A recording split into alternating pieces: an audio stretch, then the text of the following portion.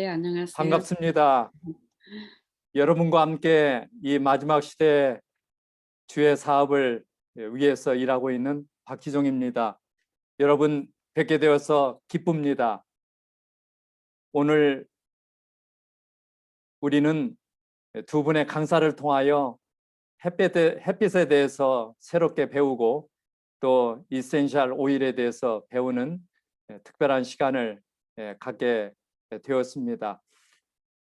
저는 금주 성공 가이드, 술잔은 내리고 행복은 올리세요, 이런 제목이 되겠습니다. 금주 성공 가이드, 조금 자주 듣지 않던 그런 말이라고 생각이 되어질지도 모르겠습니다. 왜 우리에게 금주 성공이라는 말을 생각을 해야 될까요? 또 금주를 성공하기 위해서 가이드가 필요하다는 새로운 도전을 우리에게 주고 있습니다. 저는 하나의 그리스도인으로서 금주에 대해서 생각을 하지 못할 때가 많이 있습니다. 여러분은 어떠십니까? 왜냐하면 알코올하고는 그렇게 친숙하지 않게 살기 때문에 그러지 않을까요? 그런데 여기 술잔은 내리고 행복은 올리세요라고 하는 이러한 말을 통해서 세상이 어떻게 되어가고 있는지를, 세상의 형편을 알려주는 특별한 그러한 시간이 될 것입니다. 조금은 어색하고 무거운 주제인지는 모르지만은 우리가 이 세상의 형편을 살피면서 다시 한번 우리 하나님께서 그들도 사랑하시기 때문에 큰 도전을 받고 다시 우리의 할 일을 찾아가는 이 마지막 시대에 좋은 의료 선교사님들이 다 되시기를 간절히 소망해 봅니다. 알코올 익숙하지 않은 단어입니까? 저도 잘 모릅니다. 또 나는 무관하다, 이 세상을 향해 불타는 마음으로 이런 사람들에게도 다가가면 의료 선교사들께는 음주와 알코올과 이거에 관계된 사람들을 쉽게 만나서 그들에게도 희망의 복음을 전하는 좋은 쐐기가 되리라고 생각을 해 봅니다.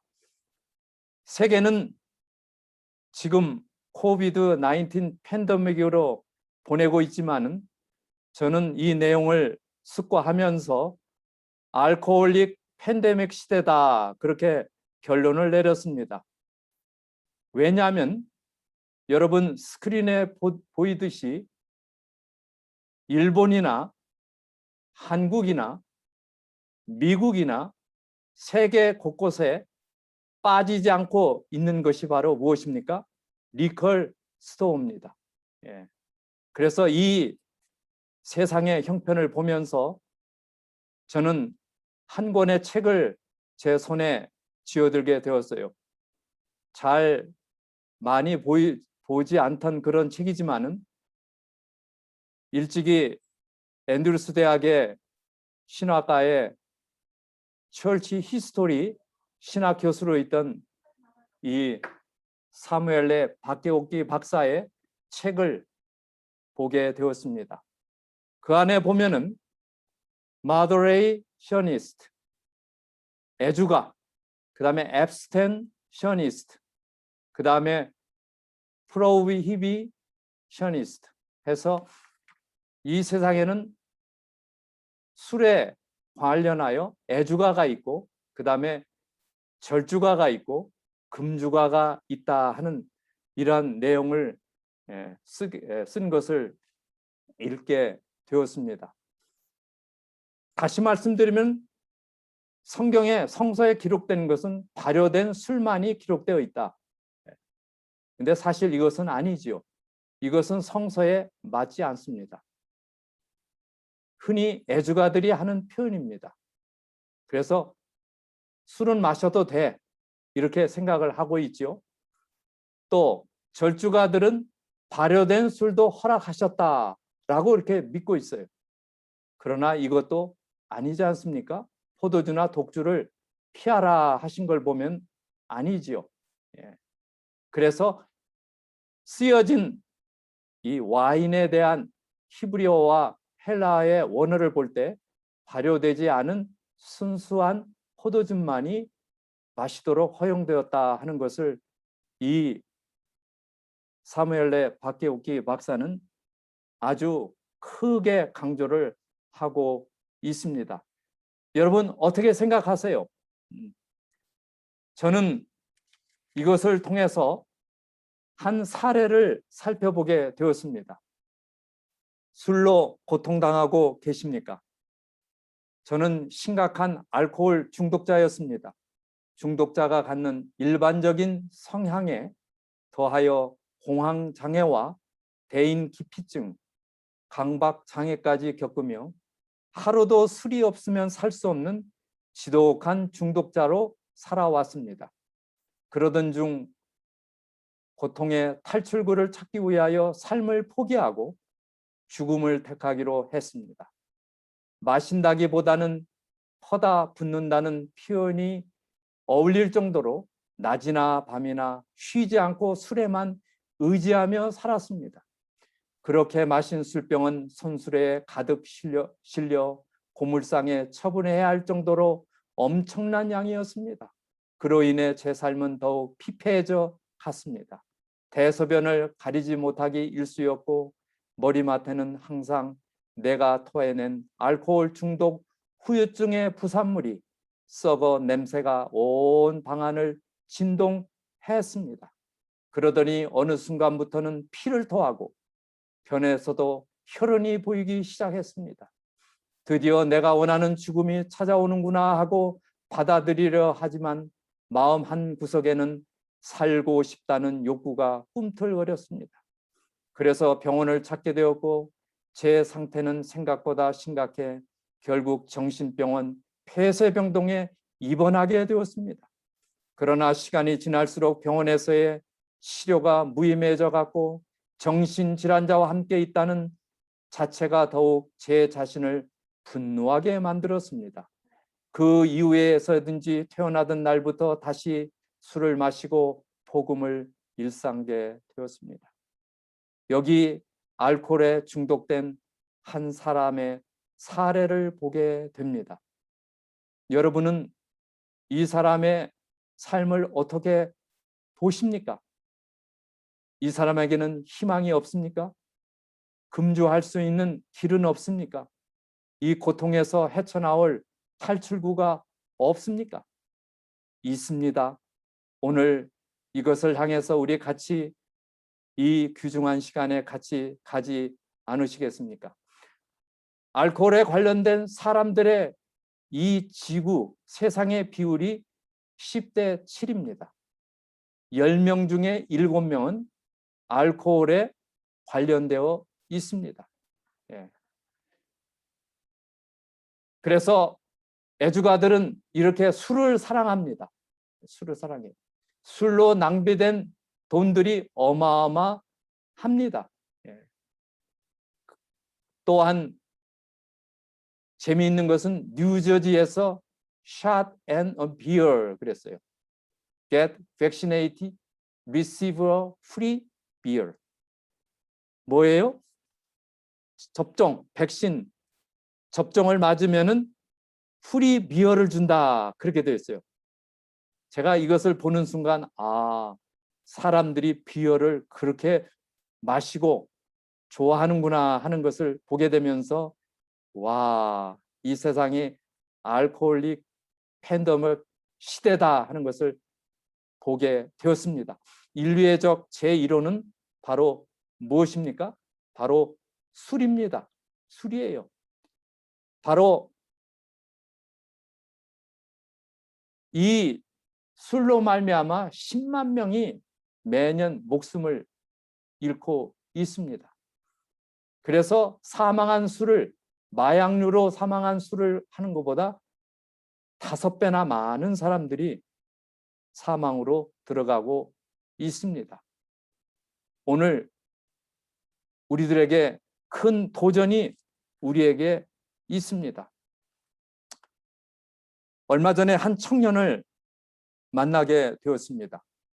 그리고는 이 주제를 가지고 준비를 하면서 이 와인에 대한 주제를 꺼내게 되었는데, 이 청년은 미국에서 가장 큰 대학을 졸업한 전문인입니다. 그래서 와인을 이렇게 얘기하면서 드링킹 얘기를 했는데, 현재 그 교육 받고 있는 그 대학에 술을 마시지 않는 사람이 얼마나 되는가라는 이야기를 했는데, 그 청년의 표현이 무엇인 줄 아십니까? rare라고 그랬어요. rare. 술을 마시지 않는 사람을 찾기가 쉽지 않다. 정말 제게는 큰 충격으로 왔어요. 충격으로 왔어요. 예. 그래서 바로 SDA 대학이에요. SDA 대학. 우리 대학입니다. 우리 대학에 다니는 청년들이 술에 가까이 지내고 있구나 하는 것을 알게 되었어요. 어쩌면 10대 7 비율이 10명 중에 7명은 술에 탐닉됐다는 이 세상의 데이터가 교회 안에도 그대로 이렇게 밀려 들어왔다 하는 것을 알게 된 것입니다. 여러분의 가족은 어떻습니까? 여러분의 자녀 손들은 어떻습니까? 알코올로부터 완전히 자유롭습니까? 오늘 우리가 정말 큰 도전을 이 마지막 시대에 지금 받고 있어요. 그것은 코비드 19이 아닙니다. 알코올릭입니다. 알코올리즘. 이 알코올의 큰 도전을 우리가 받고 있습니다. 오늘 강의의 컨텐츠는 술이란 무엇인가? 술이 인체에 미치는 영향은 무엇일까요? 알코올 중독, 금주 성공 가이드와 전략에 대해서 이런 순서로 살펴보겠습니다. 술이란 무엇입니까? 술은 무엇일까요? 술은 이와 같이 4종류로 이렇게 되어 있습니다. 예. 에틸 알코올, 에탄올 이렇게 되어 있고 주성분이죠. 거기에 당분과 유기산류, 기타 색소 및 물이 들어있고, 그 다음에 에스테리류의 이 향이 들어 있습니다. 이게 바로 술을 우리가 분석할 수 있고, 이 알코올의 흡수 대사 및 배설, 알코올의 흡수 음주를 하게 되면 처음 식도 및 구강 점막에서 알코올을 소량 흡수를 합니다. 일반적으로 공복 시의 경우 마신 후 30분 이내에 혈중 최고도에 도달합니다. 그래서 10%는 위장에서 흡수하고 나머지 90%는 소장에서 흡수를 하게 됩니다. 그래서 이것이 바로 이 흡수되는 과정입니다. 그 다음에 술을 마시면 어떻게 분해가 되고 대사가 될까요? 바로 알코올은 폐나 소변이나 피부로 10% 정도 배설이 되고 나머지 90%는 간에서 해독을 하고 분해를 합니다. 간이 큰 일을 하게 만드는 것이죠. 이제 우리 두 번째로 술이 인체에 미치는 영향, 심장과 위와 간과 뇌에 미치는 영향을 살펴봅시다. 인체에 미치는 영향은 뇌 세포를 파괴하고 정신적인 피해를 주면서 간경화와 간경화, 그 다음에 복수가 차고 위정맥류에 출혈이 생기는 이러한 온몸에 영향을 주는 큰 영향을 미치는 것이 바로 술입니다. 먼저 심장에 미치는 영향을 보면 심장의 기능을 저하시킵니다. 고혈압을 만들고 심장마비를 만듭니다. 술은 심장질환과 관상동맥질환, 부정맥, 그 외에 이러한 질환을 만들게 됩니다. 위에 염증을 만들게 돼요. 이게 지금 위에 염증이 생긴 것입니다. 그래서 위궤양이 생기고 위암이 생기게 되어 있어요. 그 다음에 소화불량을 만듭니다. 술은 구강과 식도를 통해 위장에 도달하면서 염을 잃고 궤양을 익히는 이러한 소화기에 미치는 영향이 큽니다. 그래서 이와 같은 각종 이 소화기 계통의 질병을 일으키게 돼요. 그 다음에 간에 미치는 영향은 알코올성 지방간과 간경화, 간암을 일으킵니다. 그래서 건강한 간은 이렇게 예쁘게 생겼죠. 그런데 병든 간은 바로 이와 같이 이렇게 딱딱하게 되면서 각종 질환이 생긴 것입니다. 얼굴을 보십시오. 점점점 얼굴이 검게 되어가고 있습니다. 이것이 바로 알코올이 만드는 것입니다. 간염이에요. 간 세포가 괴사가 생기고 염증이 발생을 했죠. 그 다음에 지방간입니다.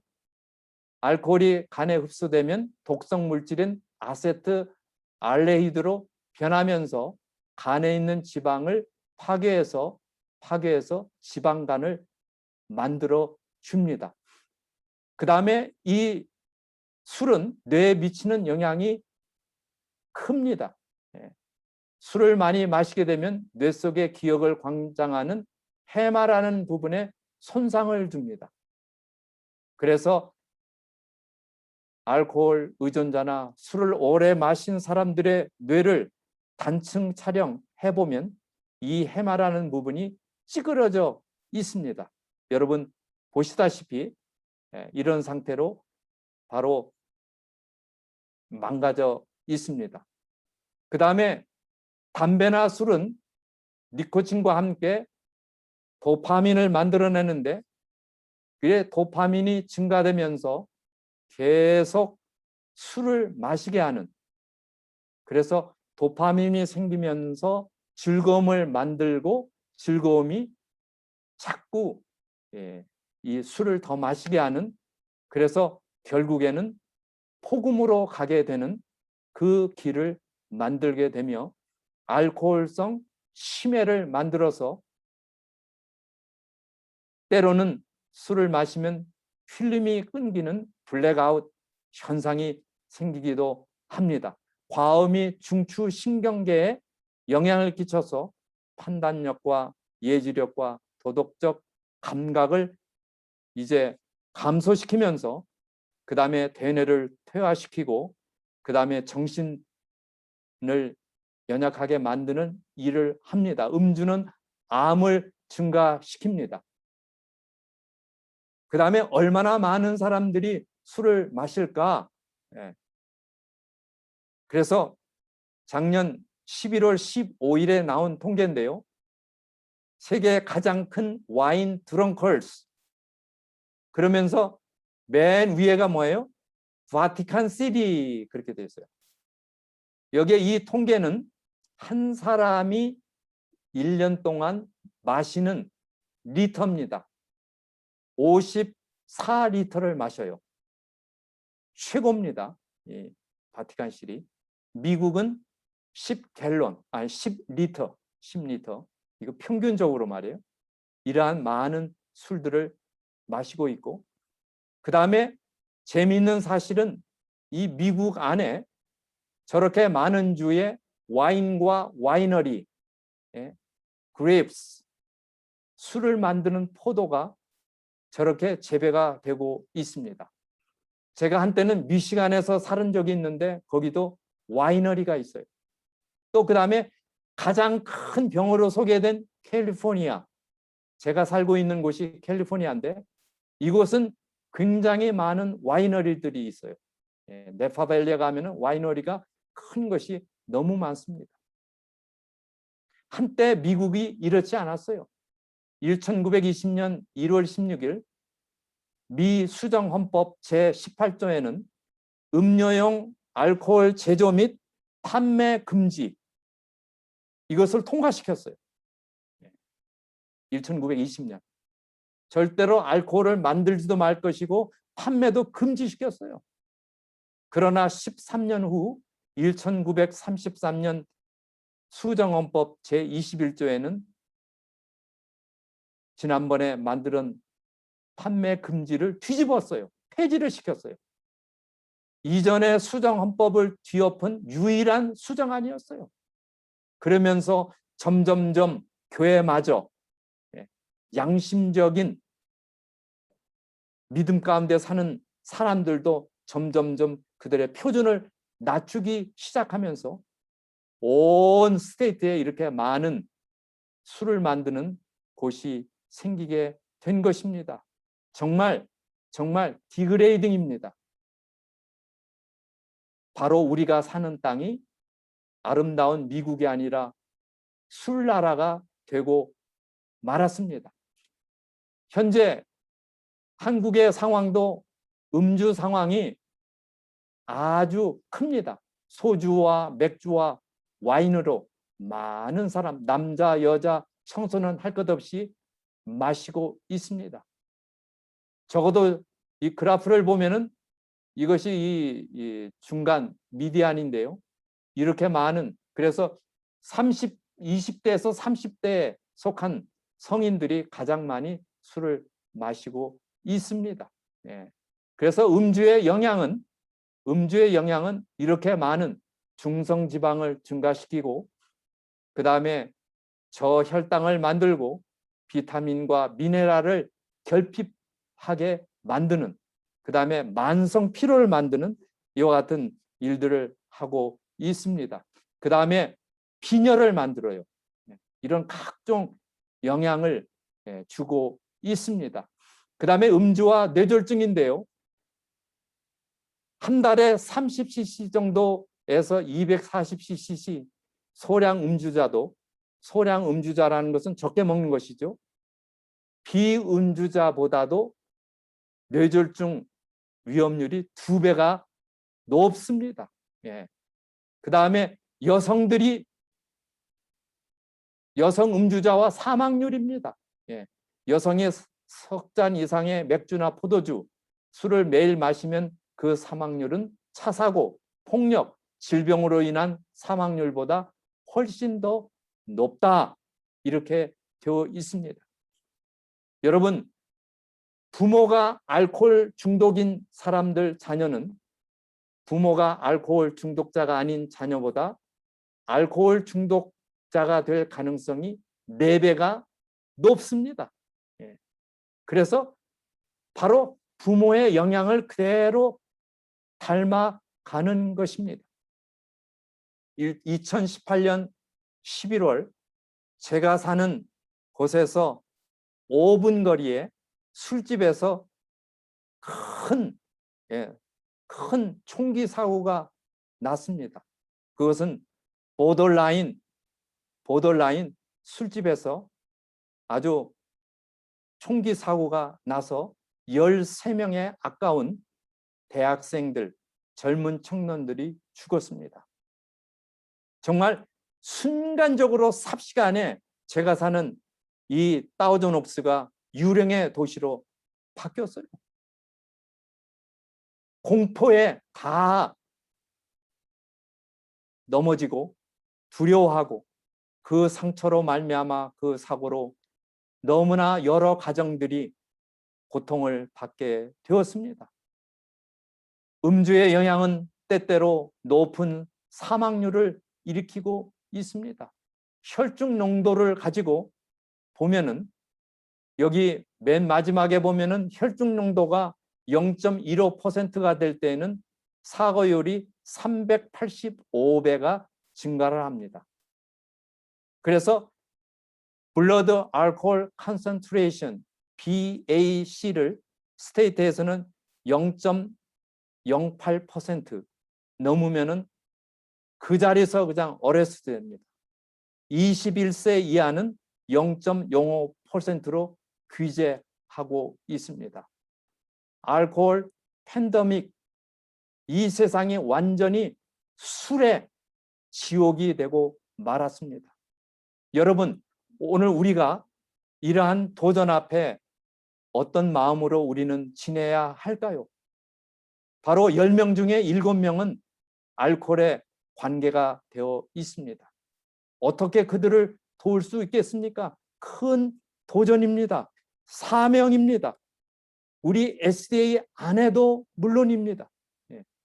알코올 중독이 무엇입니까? 알코올 중독은 전구 증상과 그 다음에 진행성 증상을 통해 중대한 위기를 맞으며 만성적인 증상으로 들어가게 됩니다. 이것이 바로 알코올 중독으로 가는 길입니다. 해방감을 위해 매일 마신 술이 내성이 증가하면서 그 다음에 기억 상실증에 들어가고 그 다음에 대인 기피증과 기억 상실을 통하여 매일 마셔야만 하는 술에 대한 갈망으로 살아가는 비참한 만성적인 알코올 중독으로 빠져들고 있습니다. 그래서 거리에 나가보면은 홈레스들이 알코올 중독자가 참 많습니다. 그래서 알코올이 없으면은 살 수가 없는 알코올 의존증에 들어가요. 알코올 의존증. 그래서 이 알코올의 중독의 특성은 무엇일까요? 바로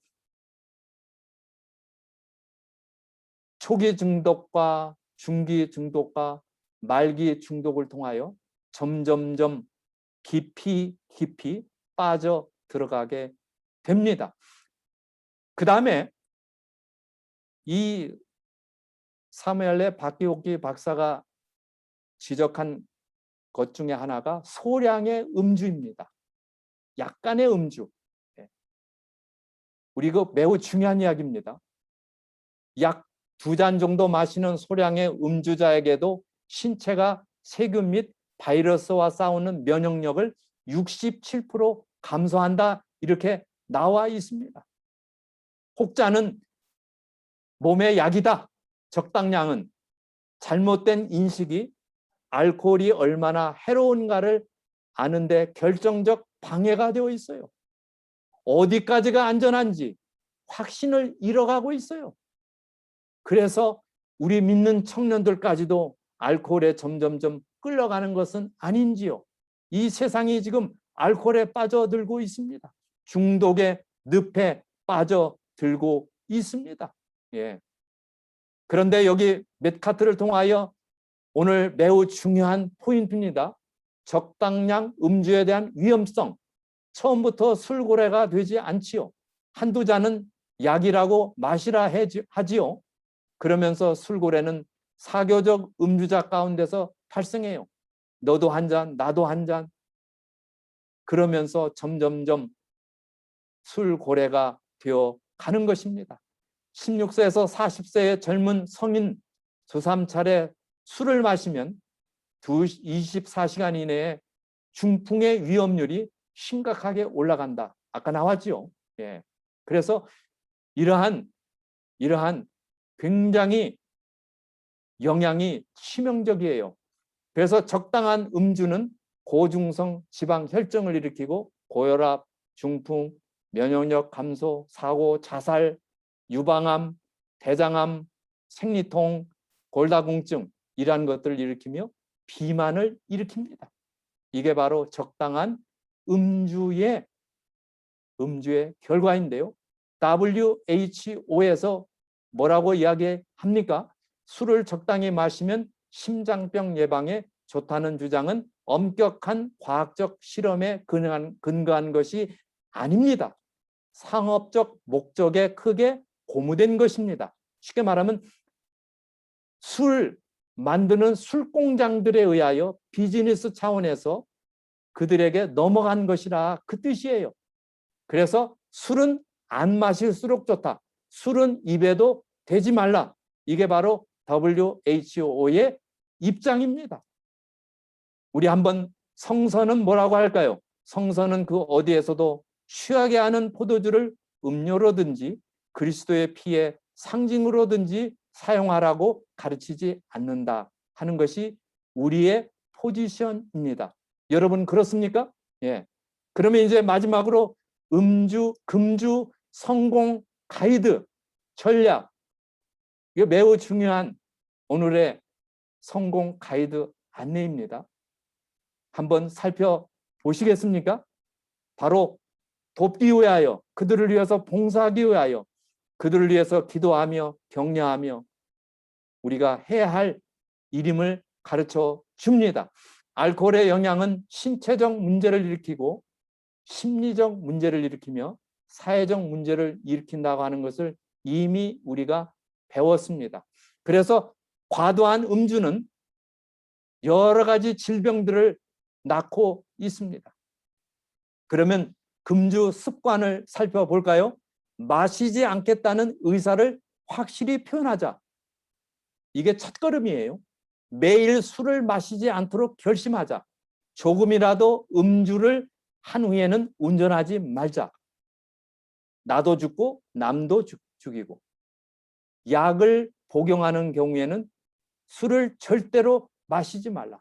그리하여 금주하면 행복이 보인다. 술 마시는 시간을 줄여 자기 개발과 훈련을 즐길 수 있으며 과음, 폭음으로 인한 질병을 예방하고 음주 비용 등 경제적인 손실을 줄일 수 있으며 일찍 끝나는 가벼운 회식 자리가 즐거워지고 가족들과 함께하는 시간을 더 많이 가질 수가 있기 때문입니다. 그래서 금주 방법, 우리가 평소에 가져야 할 전략, 우리가 안내할 수 있겠지요? 첫째로 햇볕을 쬐며 많이 걷자. 오늘 첫 강사님이 햇빛에 대해서 이야기했잖아요. 햇볕을 쬐며 많이 걷자. 세로토닌 활성화로 금주에 따른 도파민 부족을 이겨내자. 규칙적으로 운동하자. 건강해지면 더욱 금주하고 싶을 것이다. 운동 후 맥주 한 캔? 아니요. 이제 냉수를 마시자. 맵고 짜고 자극적인 음식을 멀리하자. 술 땡기기 쉬운 음식은 피하자. 이렇게 우리가 전략을 세울 수 있어요. 전략이라고 하는 것은 매우 중요한 거예요. 전쟁을 할 때 전략을 세우잖아요. 이렇게 심각한 거예요. 예, 예, 그렇죠? 그 다음에 긴급 조치입니다. 긴급 조치. 예. 첫째로 냉수를 꿀꺽꿀꺽 가슴으로 들이키자. 예. 채소, 당근 등을 의적의적 씹어 먹자. 깊은 각오로. 예. 예. 숨을 끝까지 들이마시고 내쉬길 반복하자. 신선한 공기로 폐를 가득 채우고 잠시 멈췄다가 다시 비워내며 몸과 마음을 정화시키자. 팔굽혀펴기를 죽을 때까지 해보자. 그래도 술 생각이 나면 또 하자. 죽을 때까지 달리거나 계단을 오르자. 마찬가지로 그래도 술 생각이 나면 또 달리거나 계단을 오르자. 샤워를 하자. 뜨거운 물로 릴렉스하며 기분 좋은 느낌을 즐겨보자. 가끔씩은 찬물로 샤워하면서 겨우 이 정도밖에 안 되냐? 나는 이겨낸다. 라는 큰 각오를 다지자. 이게 바로 금주 방법 긴급 조치입니다. 예. 앞에 나온 사례를 살펴봅시다. 아버지의 손에 이끌려 금주 훈련에 참가하게 되었습니다. 금주 훈련을 통하여 알코올 중독의 문제를 받아들이게 되었습니다. 그 은혜의 시간을 통해 천연의 방법, 자연의 방법들을 실천하게 되었어요. 이렇게 알코올 중독에서 회복되고 자유를 얻게 되었습니다. 술로 고통당하는 여러분, 그리고 자녀와 가족 여러분께 호소합니다. 알코올 중독은 분명히 치유될 수 있습니다. 알코올 중독은 난치병이고 현대의학이 감당하기 어려운 병, 그러나 기적이 있습니다. 용기를 잃지 마십시오. 힘을 내고 믿음과 소망을 가지고 긍정적으로 구체적으로 중독의 삶에 부딪혀 보십시오. 정직한 노력은 결코 배반하지 않습니다. 술의 유혹과 반대되는 재발로 괴로우십니까? 술을 이길 수 있는 힘이 있습니다. 저에게 다시 사랑하는 아내와 딸과 행복한 가정을 주셨습니다. 누가 주셨습니까? 그분이 주셨습니다. 하나님이 주셨습니다. 뿐만 아니라 지금은 1만 회원이 넘는 알코올 중독 치료 모임 카페를 운영하고 있습니다.